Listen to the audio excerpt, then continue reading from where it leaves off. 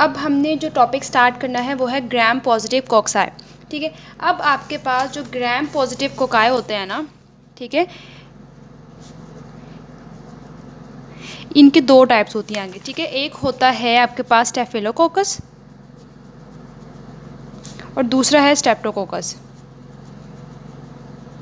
अब हम इस वीडियो में बात करेंगे अबाउट स्टेफाइलोकोकस, लेकिन इसके पहले ना आपको कुछ मेन जो इंपॉर्टेंट डिफरेंसेस है ना बिटवीन स्टेफिलोकोकस स्ट्रेप्टोकोकस, ठीक है, उनके बारे में पता होना चाहिए।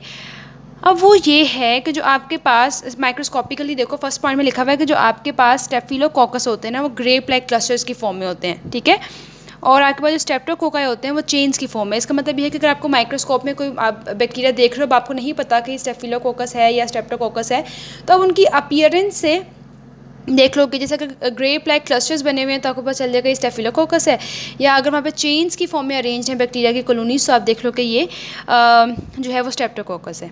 ठीक है, एक तो माइक्रोस्कोपिकल डिफरेंस हो गया, एक आपके पास बायोकेमिकली एक डिफरेंस होता है। ठीक है, क्या चीज़ है उसमें डिफरेंस में मेन चीज़ क्या होती है? कैटालेज।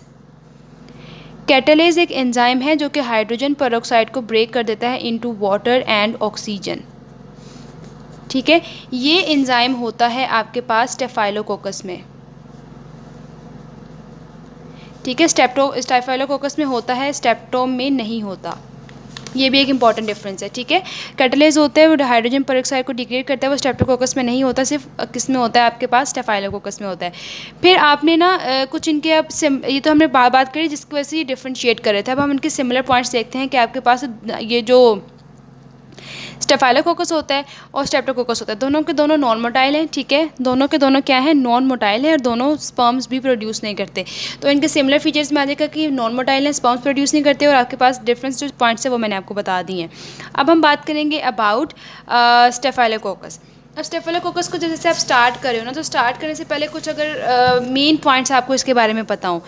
सपोज आपको लिखने में आ गया है क्वेश्चन कि आपने क्या करना है? स्टेफिलोकोकस को डिस्क्राइब करना है। तो सबसे पहले आप बताओगे it is a spherical gram positive cocci. ठीक है, स्फेरिकल ग्राम पॉजिटिव कोकाई है विच इज़ मतलब अरेंज कैसे होता है? ग्रेप लाइक क्लस्टर्स में। तो ठीक है, इसका मेन इंट्रो ये हो जाएगा, staphylococcus spherical gram positive cocci which is arrange in grape like clusters. फिर हम लोग बताएंगे फर्दर इसकी स्पीशीज़ के बारे में। ठीक है, इसकी 3 स्पीशीज़ होती हैं। इसमें मैं स्टेफिलोकोकस लिख रही हूँ, Staphylococcus aureus, Staphylococcus epidermidis and Staphylococcus सैप्रोफाइटिकस।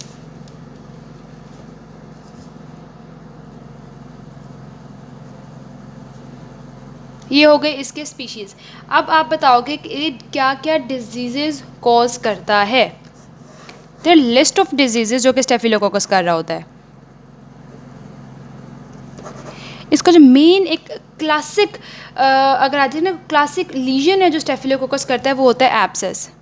तो अब इसका हम देखते जाते हैं क्या क्या करवा रहे हैं। एक तो इसने करवा दी एब्सेस करवा दी। ठीक है, एब्सेसिस करवा देगा। फिर आपके पास वेरियस पायोजेनिक इन्फेक्शंस होते हैं। पायोजेनिक मतलब ऐसे इन्फेक्शन जिसमें पस जो है वो प्रोड्यूस हो जाती है। एक तो एब्सेस करवा दिया इसने, फिर अदर पायोजेनिक इन्फेक्शंस हैं। अब उन पायोजेनिक इन्फेक्शंस में आपके पास आ जाएगा एंडोकार्डाइटिस, सेप्टिक आर्थराइटिस। ठीक है, फिर आपके पास आ जाता है ओस्टियोमालाइटिस। ये चीज़ हो गई। फिर ये फूड पॉइजनिंग के पीछे जो बैक्टीरिया है वो भी यही है। फिर आपके पास आ जाती है स्कैल्डेड skin syndrome.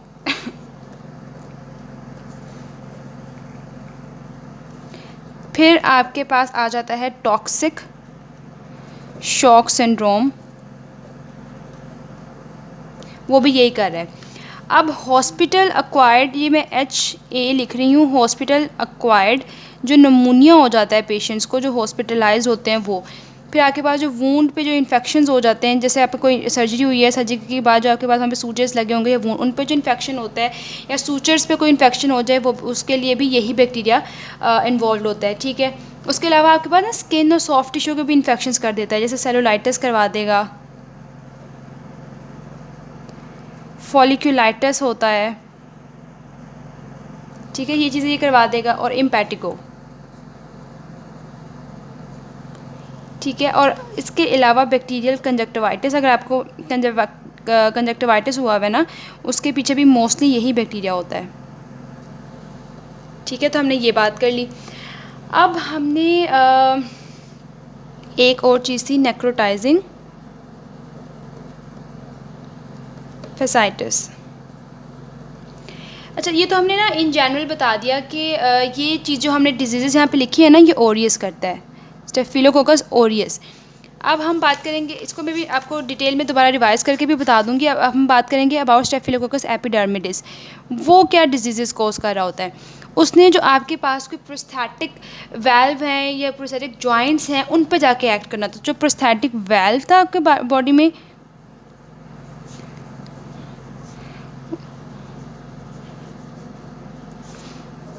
And prosthetic joint infections, ठीक है। इसके अलावा central nervous system shunt infection भी ये करवाता है, और न्यू बॉर्न्स में सेप्सिस भी करवाता है। अब कोई न्यू बॉर्न बेबी है, उसमें सेप्सिस हो गई है, उसके लिए भी आपके पास इसका ये वाली स्पीशीज जो इन्वॉल्व होगी। एंड सेंट्रल नर्वस सिस्टम के आपके पास जो शंट इन्फेक्शंस होते हैं, उसमें भी इसी का हाथ होता है, ठीक है। अब सेकेंडली मैंने बता दिया। अब आपके पास लास्टली जो बचा है वो है स्टेफाइलोकोकस सेप्रोफाइटिकस। इसने क्या चीज़ें करवानी होती हैं, इसने मेनली आपके पास UTI infections, urinary tract infections करवाते हैं, जिसमें क्या आ जाता है आपके पास सिस्टाइटिस, ठीक है। तो इसके बारे में याद रखना इज़ क्वाइट ईजी। तो हम सबसे पहले बात करते हैं about staphylococcus Orius. Staphylococcus Orius क्या करवाता है, इसके मैंने आपको बताया कि जो क्लासिक लीजन है ना, वो एब्सेस होती है, ठीक है। एब्सेस के बाद आपके पास कुछ पायोजेनिक इन्फेक्शंस करवा देता है, जिसमें आपके पास एंडोकार्डाइटिस हो जाएगा। देखो, एंडोकार्डाइटिस एपिडर्मिडिस भी करवा रहा है, बट वो प्रोस्थेटिक वाल्व एंडोकार्डाइटिस करवाता है, ठीक है। अभी सेप्टिक आर्थराइटिस भी ये करवा रहा है। फिर आपके पास ओस्टियोमाइलाइटिस भी करवाता है ये हो गया। फिर आपने कहना है फूड पॉइजनिंग। फूड पॉइजनिंग इसका एक टॉक्सिन से प्रोड्यूस करते हैं स्टेफिलोकोकस, जिसको हम आगे डिटेल में बात करेंगे। उन टॉक्सिन्स की वजह से फूड पॉइजनिंग होती है। स्कैल्डेड स्किन सिंड्रोम होता है, टॉक्सिक शॉक सिंड्रोम होता है। देखो, हमने कहा कि एब्सेस बन जाएगी किसी पेशेंट में, हमने बात की कोई पायोजेनिक इन्फेक्शन हुआ उस पेशेंट को, उसको फूड पॉइजनिंग हो गई हो, या स्कैल्डेड स्किन सिंड्रोम है, इसमें ऊपर से ना स्किन की उतरने लग जाती है, ठीक है। वो भी मैं आपको दिखाती हूँ। फिर आपके बाद टॉक्सिक शॉक सिंड्रोम है, या ऐसे पेशेंट है जो हॉस्पिटल में है, ठीक है। हॉस्पिटल में थे, घर से कहते हैं ना पेशेंट तो अच्छे भले आ गए थे, यहाँ आके हमें कुछ हो गया। तो नमूनिया जो हॉस्पिटल एक्वायर्ड होते हैं, क्योंकि हॉस्पिटल में तो बहुत इन्फेक्शंस वगैरह होते हैं ना, तो हॉस्पिटल एक्वायर्ड अगर कोई नमूनिया हो गया, उसके पीछे ये वाला जो है आपके पास बैक्टीरिया इन्वॉल्व होता है। हॉस्पिटल में अगर कोई, जैसे आपके पास कोई ऑपरेट हुआ है, ऑपरेशन में सूचर्स थे या वूंड वहाँ पे कोई बना हुआ है, उस पर कोई इन्फेक्शन हो जाएगा, उसमें भी यही बैक्टीरिया इन्वॉल्व होगा, इसका एस ओरियस इन्वॉल्व होगा। फिर आपके पास स्किन में, सॉफ्ट टिश्यू में जो आपके इन्फेक्शन होते हैं, जैसे फॉलिकुलाइटिस हो जाता है, सेलुलाइटिस हो जाता है, इम्पैटिको हो जाता है। देन नेक्रोटाइजिंग फेसाइटिस के बारे में बात की थी, और बैक्टीरियल कंजक्टिवाइटिस, इस सब के पीछे स्टेफिलोकोकस का ये वाला स्पीशी इन्वॉल्व होता है। फिर आ जाता है आपके पास एपिडर्मिडिस। एपिडर्मिडिस ने आपके पास प्रोस्थेटिक वेल्व्स पे एक्ट करना, एंडोकार्डाइटिस करवा देगा, प्रोस्थेटिक जॉइंट इन्फेक्शन करवा देगा। जो बच्चा भी पैदा हुआ है उसमें अगर सेप्सिस हो गई है, उसमें एपिडर्मिडिस का रोल होता है। देन आपके पास सेंट्रल नर्वस सिस्टम में कोई शंट इन्फेक्शन हो जाए। और जो सेप्रोफाइटिकस है ना, इसे सिर्फ और सिर्फ यूटीआई इन्फेक्शन करवाना है, मतलब यूटीआई करवाना है, यूरिनरी ट्रैक इन्फेक्शन। क्या चीज़ इन्वॉल्व है, सिस्टाइटिस, ठीक है। स्पेशली सिस्टाइटिस जो है वो कौन करवा रहा है, आपके पास ये सेप्रोफाइटिकस।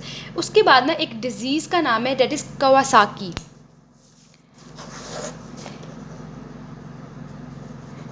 कवासाकी सिंड्रोम है, ये डिजीज़ है। इस डिजीज़ के पीछे किसका हाथ है, mostly S Orius. This is quite important. ये कौन करवाता है कवासाकी, एस ओरियस। अब हम इसकी इंपॉर्टेंट प्रॉपर्टीज़ के बारे में बात कर लेते हैं। अब देखो, अब इसकी इंपॉर्टेंट प्रॉपर्टीज़ में ये चीज़ें आ जाती हैं कि आपके पास ग्रेप लाइक क्लस्टर में मैंने आपको सारा कुछ बता दिया। और हमने बात की थी कि आपके पास स्टेफाइलोकोकस कैटालेज प्रोड्यूस करते हैं, स्टेप्टोकोकस नहीं करते। तो जो स्टेफाइलोकोकस जो आपके पास कैटालेज प्रोड्यूस करते हैं, कैटालेज उसका विरुलेंस फैक्टर है, ये भी याद रखना है आपने, ठीक है।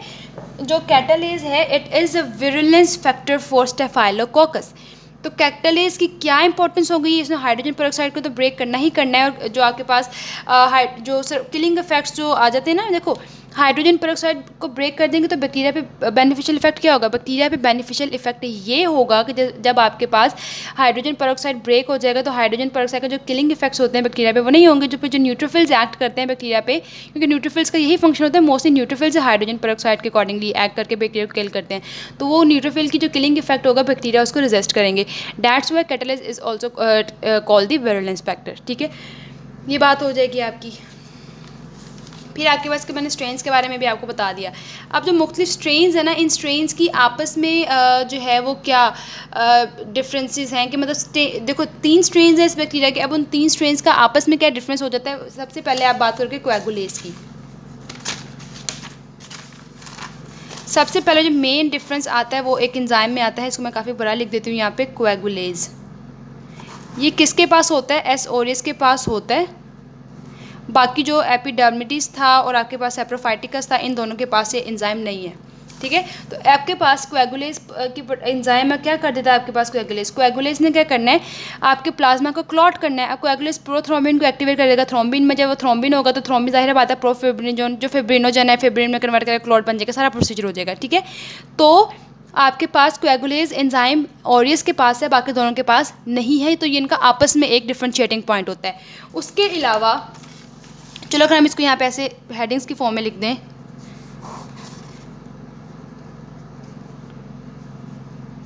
एपिडर्मिडिस की बात हो गई, देन आपने एस सेप्रोफाइटिकस के बारे में बात की।